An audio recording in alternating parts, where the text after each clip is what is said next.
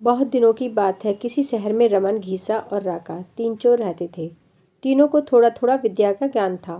तीनों चोरों को विद्या का ज्ञान प्राप्त होने के कारण बहुत घमंड था। विद्या द्वारा तीनों चोर शहर में बड़े बड़े लोहे की तिजोरियों को तोड़ देते थे और बैंकों को लूट लिया करते थे। इस तरह तीनों चोरों ने शहर के लोगों की नाक में दम कर रखा था।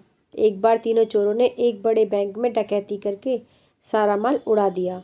तब पुलिस को खबर हुई तो तीनों चोरों को पकड़ने के लिए तलाश करने लगी, मगर तीनों चोर पास ही के एक घने जंगल में भाग गए।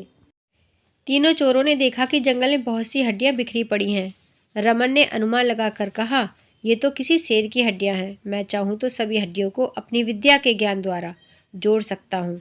घीसा को भी विद्या का घमंड था, सो वह बोला, अगर ये शेर की हड्डियां हैं तो मैं इनको अपनी विद्या द्वारा शेर की खाल तैयार कर उसमें डाल सकता हूँ। रमन और घीसा की बात सुनकर राका का भी घमंड उमड़ पड़ा और उसने कहा, तुम दोनों इतना काम कर सकते हो तो मैं भी अपनी विद्या द्वारा इसमें प्राण डाल सकता हूँ। तीनों चोर अपनी विद्या का प्रयोग करने लगे।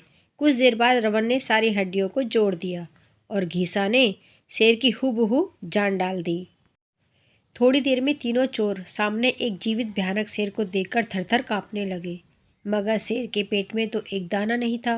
वह भूख के मारे गरजता हुआ तीनों चोरों पर हमला कर बैठा और मारकर खा गया।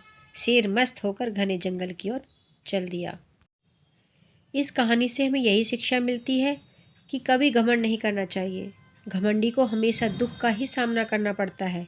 यदि तीनों चोर अपनी विद्या का घमंड न करते तो उन्हें जान से हाथ न धोने पड़ते। धन्यवाद।